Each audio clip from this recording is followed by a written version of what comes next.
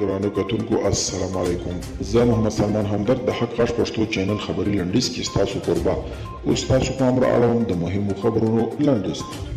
ځوان په خپل ابتکار الوتکه جوړه کړې ده. الوتکه د داود په نوم یو بامیاني ځوان جوړه کړې ده چې د 100 مترو په لوړوالي د 300 کیلومتره په واټن الوتنه کولی شي.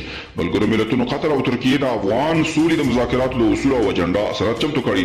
د افغان حکومت مذاکراتي پلاوی یوه سرچینه وایي د ملګرو ملتونو قطر او ترکیه د مذاکراتو د اصولو او اجنډا سره دوی ته سپارل شوي دي او 2 ورځې وخت ورکړل شوی دی چې بیرته ځواب ورکړي. په وینا یې افغان حکومت ورته غبرګون ښودلی، خو طالبان یې تر اوسه په اړه څه نه دي ویلي.